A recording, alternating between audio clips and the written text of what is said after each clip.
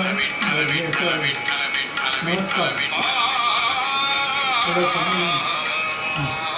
मी सुरेश बाळकृष्ण देशपांडे, राहणार Nagpur civil lines, वय 83 वर्षे.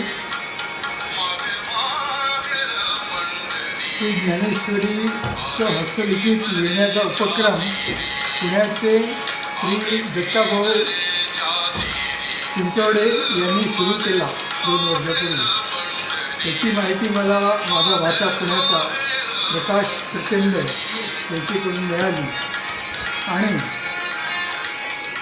मी सुद्धा त्याच्यात सहभागी होण्याचं ठरवलं आणि 6 मार्च 23ला मी हे हस्तलिखित लिहायला सुरुवात केली आणि 28 मार्च 24ला हे हस्तलिखित लिहून पूर्ण झालं. हे लिहिण्यामध्ये मला कधीही कंटाळा आला नाही. रोज 2 तास लिहायचो मी, सकाळी 1 तास, दुपारी 1 तास. त्यामध्ये मध्यंतरी माझी तब्येत खराब झाली की अशक्तता जाणवत होती, वजन खूप कमी झालं होतं आणि अशी मरगळ उत्साह वाटेना कुठे. परंतु आश्चर्याची गोष्ट अशी की हस्तलिखित लिहायला सुरुवात केल्यापासून ते 2 तास अचानक माझ्या शरीरात उत्साहात संचारायचा आणि ते 2 तास कसे पार व्हायचे ते मला कळायचं सुद्धा नाही. आणि अत्यंत उत्साहात कंटाळा न येता हे माझे कार्य पूर्ण करून घेतलं. मला ही ज्ञानेश्वरांचीच कृपा म्हणावी लागेल. मध्यंतरी माझा मुलगा सून आणि नातवंड मुलीकडे गेले होते 15 दिवस. त्यावेळेला त्यांनी मला सांगितलं होतं की तुम्ही दोघं इथे राहू नका.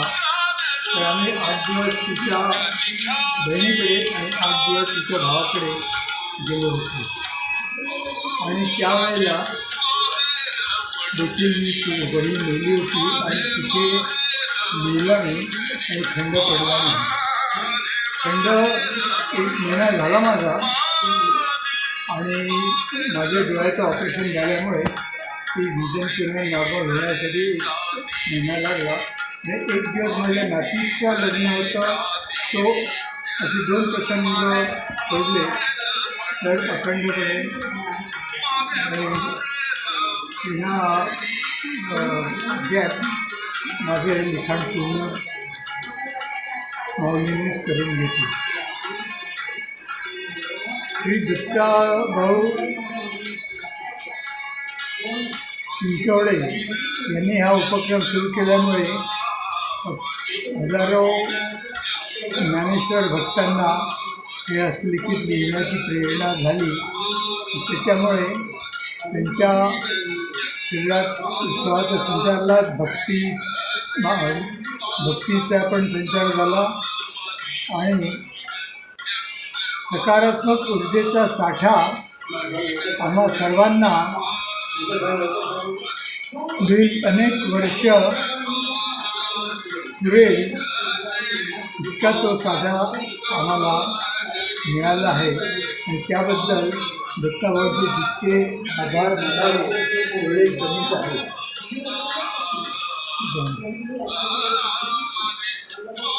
पण हे आहे ज्ञानेश्वरीचं हस्तलिखित बाळ आणि त्याच्यामध्ये मी आता काही पृष्ठ दाखवतो. ते पहिलं पृष्ठ आहे मनोगत क्रमणिका ज्ञानेश्वर अध्याय 1 अर्जुन विषाद योग.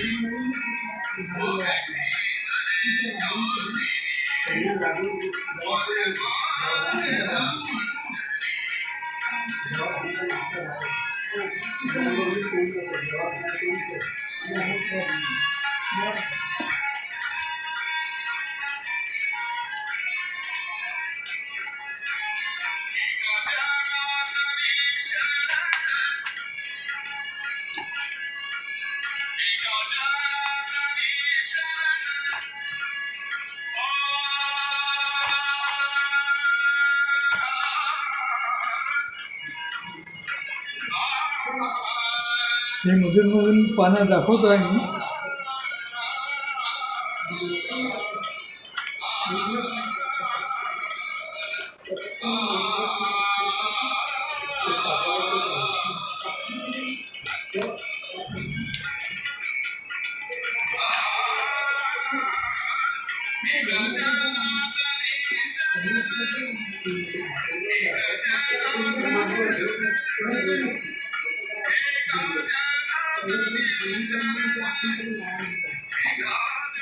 हा शेवटचा अध्याय 18वा अध्यायाचा शेवट. त्यानंतर या एकनाथ महाराजांनी ज्ञानेश्वरी ग्रंथ संशोधन केल्यानंतर ज्ञानेश्वरी संबंधाने केलेल्या ओव्या, नंतर श्री ज्ञानदेवाची आरती आणि शेवटी पसायदान.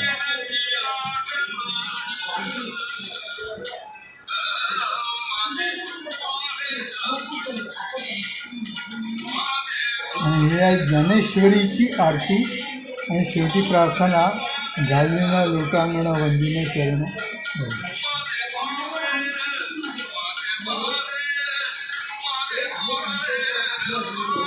जय ज्ञानेश्वरी.